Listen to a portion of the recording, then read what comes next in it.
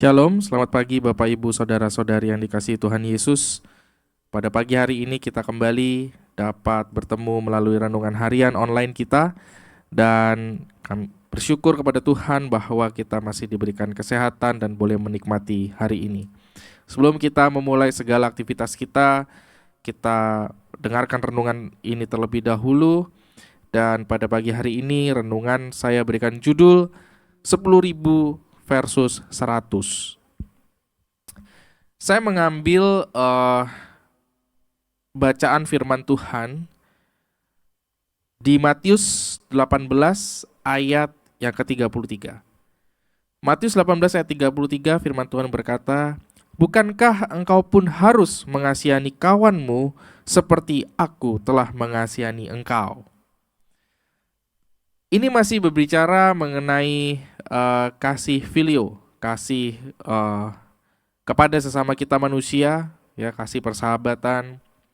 Nah, di dalam Matius 18 ayat 33 ini kalau kita baca cerita sebelumnya, ini merupakan perumpamaan yang disampaikan oleh Tuhan Yesus, di mana ada seorang hamba yang memiliki hutang kepada raja.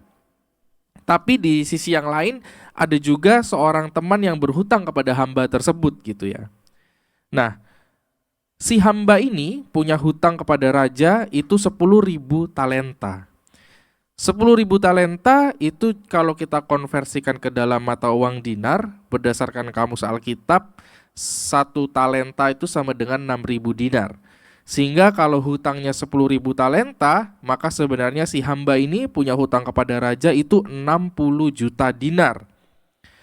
Nah, pada perhitungan ini kalau kita mengacu kepada zaman itu di mana upah kerja seorang dalam satu hari itu 1 dinar, maka dia punya hutang 60 juta hari kerja kepada si raja.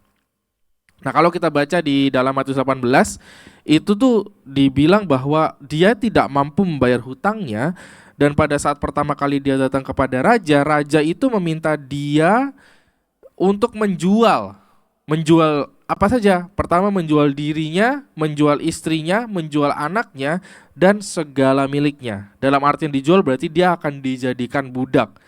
Namanya dijadikan budak, dan dalam konteks 60 juta dinar tadi yang tidak mampu dia bayar, dan dalam perhitungan ini dia itu tidak akan pernah bisa membayar, karena 60 juta hari kerja saudara bisa bayangkan sendiri seberapa banyak hutangnya. Nah, sehingga dia diminta untuk menjual dirinya, istri dan anaknya dan segala miliknya untuk dijadikan budak. Kemudian di sisi lain ada juga temannya dia nih, temannya si hamba itu punya hutang sama dia.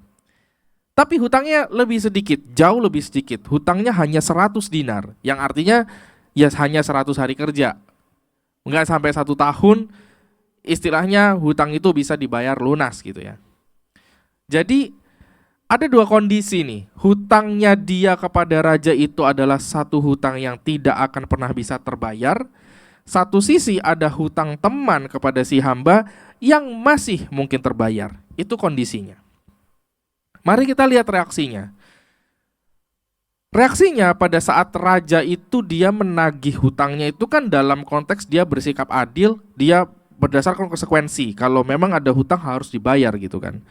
Nah, pada saat ditagih dan si hamba ini tahu dia tidak pernah bisa membayar hutangnya, dia itu bilang begini sama si raja, "Sabarlah dahulu, hutangku itu akan kulunaskan." Hanya karena kalimat itu, tergeraklah nih hatinya si raja untuk membebaskan si hamba ini dari hutangnya. Jadi ketika tergerak oleh belas kasihan, lalu dibilang, "Ya sudah, hutangmu sudah dianggap lunas." Senang dong si hamba ini, pergilah dia. Saat itu kemudian dia ketemu sama temannya. Ya kan? Reaksinya apa pada saat dia ketemu temannya? Dia ingat, oh temannya punya hutang sama dia. Firman Tuhan mencatat di situ dalam perumpamaan dibilang dicekik temannya itu, dibilang bayar hutangmu, dia bilang. Nah, yang menarik adalah reaksi dari si teman ini. Dia mengucapkan kalimat yang sama yang hamba ini ucapkan kepada raja. Apa kalimatnya? Sabarlah dahulu, hutangku itu akan kulunaskan. Nah, sayangnya reaksi hamba ini apa? Dia menolak permohonan dari temannya ini dan dia menyerahkan temannya ini ke dalam penjara sampai dilunaskan hutangnya. Kalau kita lihat ke kondisi yang tadi, hutangnya dia yang banyak kepada raja tidak terbayar, diampuni, dibebaskan karena kalimat ini. Tetapi di sisi lain temannya yang punya hutang 100 dinar yang masih mungkin terbayar mengucapkan hal yang sama tapi ditolak sama si hamba ini. Oke. Mari kita lihat korespondensinya di dalam ayat yang tercatat di dalam 1 Yohanes 4 ayat 12. Di dalam ayat ini dikatakan, tidak ada seorang pun pernah melihat Allah. Jika kita saling mengasihi, Allah tetap di dalam kita dan kasih-Nya sempurna di dalam kita. Dengan kalimat ini, dengan ayat ini, sebenarnya Tuhan itu mau bilang bahwa orang itu nggak pernah bisa lihat Allah, tetapi kalau kita bisa mencerminkan kasih kita kepada sesama, lewat itulah seseorang dapat melihat Allah.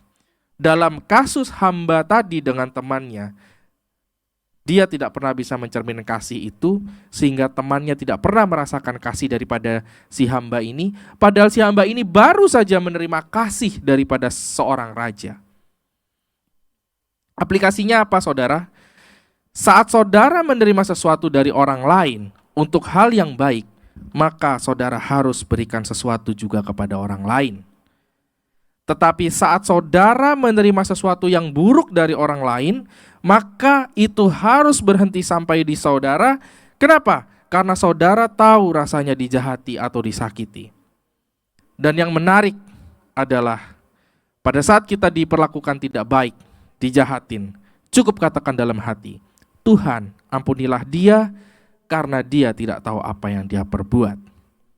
Contohnya, jika si hamba tadi akhirnya dijual oleh raja, hendaknya si hamba ini tidak menekan temannya. Tetapi sebaliknya, ketika hamba ini dibebaskan oleh raja, maka hendaknya ia juga membebaskan temannya. Dan kalaupun si hamba ini dijahati sama si raja, hendaknya si hamba ini akan berkata dalam hatinya, Tuhan, ampunilah raja karena dia tidak tahu apa yang dia perbuat.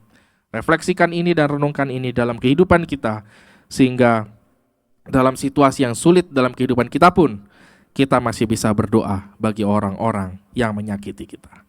Mari kita berdoa. Terima kasih Tuhan Yesus, kami mengucap syukur buat firman renungan yang kami dengar. Dan kami diingatkan untuk kami boleh belajar Tuhan, berdoa untuk orang-orang yang menyakiti kami, dalam hal kami menerapkan kasih filia di dalam kehidupan kami, kepada semua orang Tuhan, baik yang kami kenal ataupun yang tidak kami kenal.